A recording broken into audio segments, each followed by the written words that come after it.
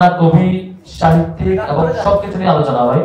যে বিশ্ববিদ্যালয়ে আমাদের নানান ধরনের নানান ব্যক্তিত্ব নিয়ে আলাপ আলোচনা হয়, তাদেরকে অনুসরণ করা হয় এবং তাদেরকে নিয়ে আমরা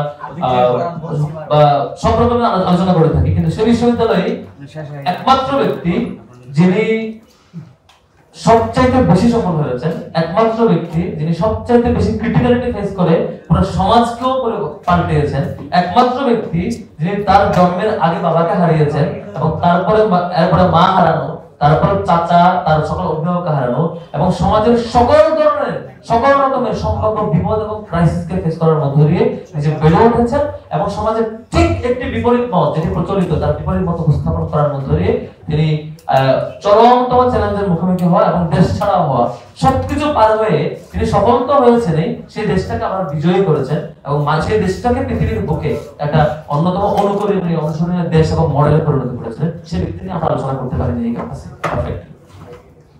হ্যাঁ, কিছু হতো যে একটা মিলাদ, একটা ছোট আয়োজন, মসজিদের ভিতরে একটা আলোচনা, কিন্তু কালচারালি এবং সেমিনার সিম্পোজিয়ামের মাধ্যমে অন্যান্য উপাদান যেগুলো হাজির করা হতো, হাজির রাখা হতো, ঠিক বিপরীত ইসলামের উপাদানগুলোকে প্র্যাকটিস করা হয়। সেটাকে মৌলবাদী ট্যাগ দিয়ে, সেটাকে একটি নির্দিষ্ট দলের এজেন্ডা ট্যাগ দিয়ে, সেটাকে অন্য কোনো একটা ট্যাগিং করে কর্নার করে রাখা হতো। আমরা যেটা গত বছর 24 সালে ফেস করেছি।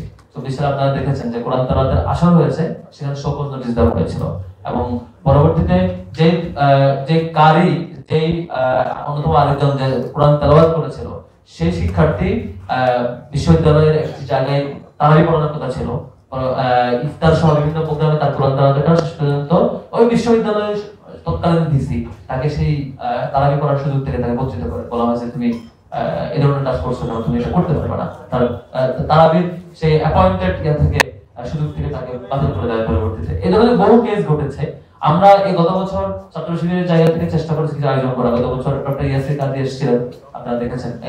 এই বছর রমজানের আগে ইয়াসির কাজীকে নিয়ে এসে আমরা ইন্টারন্যাশনাল সিম্পোজিয়াম করেছিলাম। এটা প্রথমবারের মতো ঢাকা বিশ্ববিদ্যালয় হয়েছে। গত বছর 5 আগস্ট পরে সিরাজ সম্মেলন হয়েছে, সেটিও বিশ্ববিদ্যালয়ের ইতিহাসে প্রথমবারের মতো হয়েছে। টিএসসিতে যেটা হয়েছিল, বিভিন্ন জন আয়োজন করেছে বিভিন্ন প্ল্যাটফর্ম পক্ষ থেকে। তো আজকে আলহামদুলিল্লাহ আমাদের আলোচকবৃন্দ এসেছেন।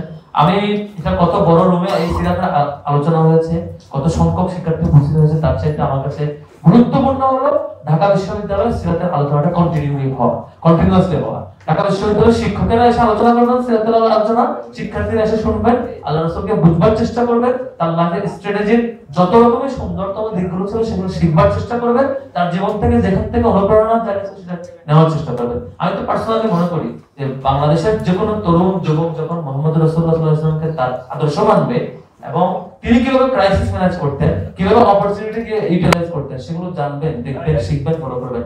আমার মনে হয় কোনো শিক্ষার্থী, কোনো যুবক হতাশ হওয়ার কথা না, কোনো যুবক, কোনো শিক্ষার্থী ব্যর্থ হওয়ার কথা না, কোনো যুবক, কোনো শিক্ষার্থী তার পথ হারানোর কথা না। সে যে ধর্মেরই হোক, যে পথেরই হোক, যে মতেরই হোক, তাই ওনাকে নিয়ে আলোচনা হওয়া দরকার। আজকে আলোচনায় সবাইকে আবারও স্বাগত জানাচ্ছি।